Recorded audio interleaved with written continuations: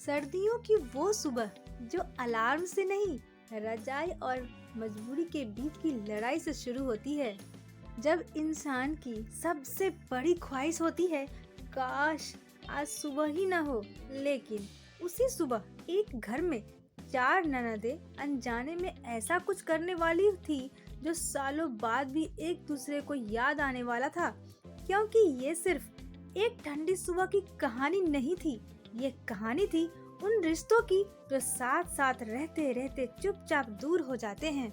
दोस्तों, आप सभी से रिक्वेस्ट है, प्लीज वीडियो को फुल वॉच करें और कमेंट में मुझे जरूर बताएं कि आपको मेरी कहानी कैसी लगती है।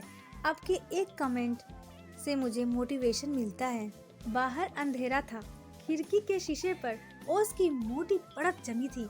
हवा इतनी ठंडी थी कि पर्दे भी कांप रहे थे और कमरे के बीचों बीच एक बड़ी सी रजाई के नीचे चार अलग अलग सांसें चल रही थी। कोई रजाई खींच रहा था तो कोई पैर मोड़ रहा था और कोई नींद में भी शिकायत कर रहा था। आज अगर किसी ने उठने को बोला ना तो मैं साफ साफ मना कर दूंगी। ये आवाज थी मीना की, घर की सबसे नखरीली ननद, जिसे ठंड से ज्यादा सुबह से नफरत थी। रजाई के दूसरे सिरे से एक ठंडी लेकिन सख्त आवाज आई, मीना सुबह है, ड्रामा नहीं। ये थी सुनीता की आवाज, प्रैक्टिकल, सीधी और हर हाल में घर को चलाने वाली। कोने से हल्की सी हंसी फिसली, अरे लड़ो मत, मैं तो सोच रही हूँ आज सब मिलकर बीमार बन जाते हैं। ये थी राधा, जो हर मुश्किल में मजाक ढूंढ लेने वाली।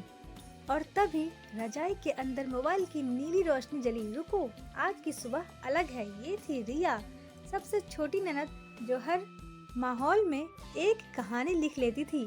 चारों ने एक दूसरे की तरफ देखा। नींद वही थी, ठंड वही थी, लेकिन उस पल में कुछ अलग सा था। तय हटाने का नाम सुनते ही मीना ने उसे कसकर पकड़ लिया। देखो, साफ साफ बोल रही हूँ, आज किचन का नाम भी मत लेना। सुनीता ने लंबी सांस ली। माँ उठ चुकी है, घर ऐसे नहीं चलता। राधा ने आंखें मलते हुए कहा, मतलब आज फिर वही होगा, कौन पहले उठेगा।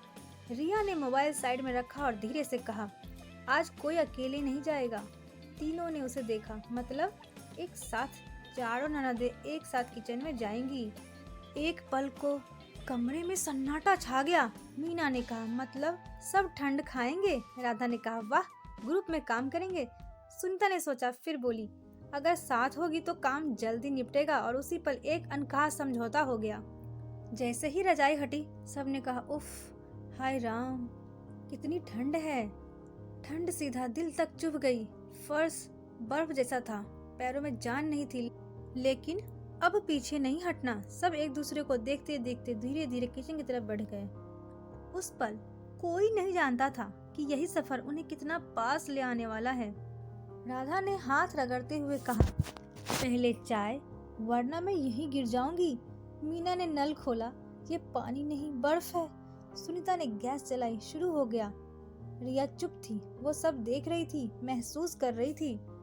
चारों में काम बट गया। कोई खुश नहीं था, लेकिन कोई अकेला भी नहीं था। सभी अपना अपना काम कर रहे थे और सब एक दूसरे को देख भी रहे थे।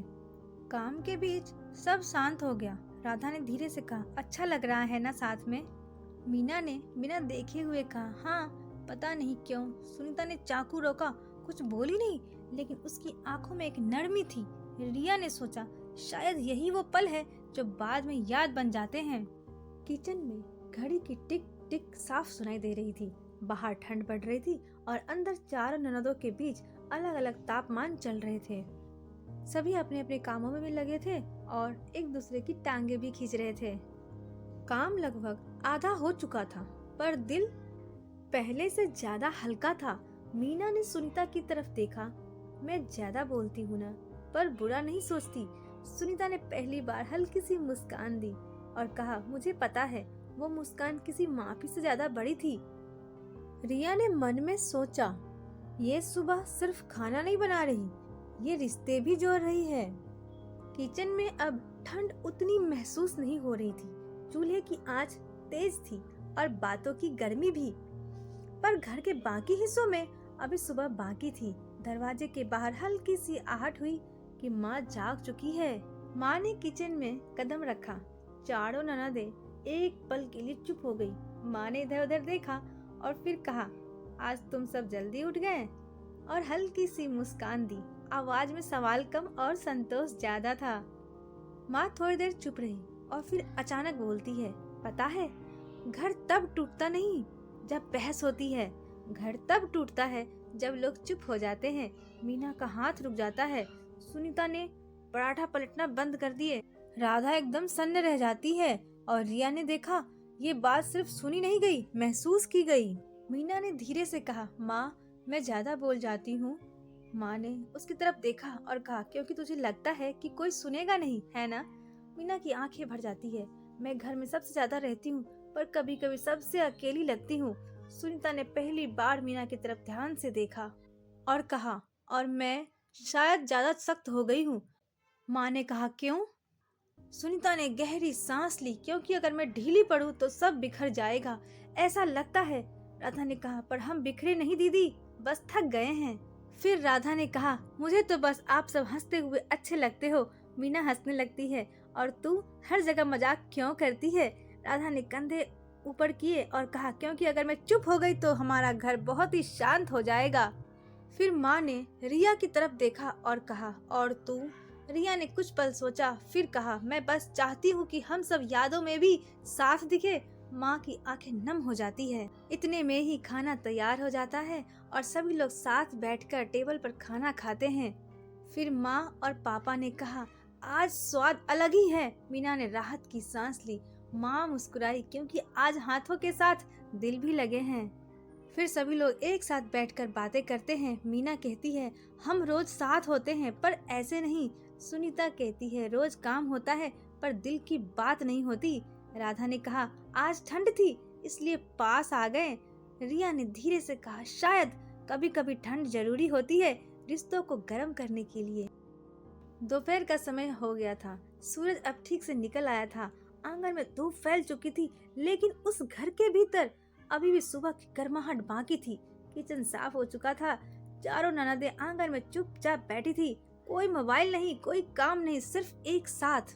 मीना ने धूप में हाथ फैलाते हुए कहा, अजीब बात है ना, सुबह इतनी ठंड थी और अब लग रहा है जैसे कुछ भी मुश्किल नहीं। सुनीता ने जवाब दिया, क्योंकि सुबह हम अकेले नहीं थे। राधा ने जमीन पर उंगली से गोल बनाते हुए कहा, हम रोज साथ रहते हैं पर आज हम सच में साथ थे। रिया चुप थी, वो उस पल को दिल में जमा रही थी। माँ की आखिरी सीख। माँ पास आकर बैठ जाती है। चारों को एक साथ देखकर उनकी आंखों में सुकून था और उन्होंने कहा, पता है, घर में सबसे ज्यादा जरूरी साफ फर्श या सही खाना नहीं होता। चारों उनकी तरफ देखने लग जाती है। सबसे जरूरी होता है एक दूसरे के लिए थोड़ा समय निकालना। मीना की आंखें नम हो जाती है। सुनीता ने सिर झुका लिया। राधा मुस्कुराकर माँ का हाथ पकड़ लेती है। रिया ने पहली बार उस सुबह को शब्दों में बांधा और कहा, आज अगर मैं ये सुबह कैमरे में भी रिकॉर्ड कर लेती ना, तो असली चीज कैद नहीं हो पाती। मीना ने कहा, क्यों? रिया ने कहा, क्योंकि ये सुबह देखने की नहीं, महसूस करने की थी। सुनीता ने कहा, हम हर रोज ऐसे नहीं रह सकते, पर एक कोशिश तो कर ही सकते हैं ना। मीना ने कहा, कम से कम हफ्ते में एक दिन। राधा ने कहा, या महीने में।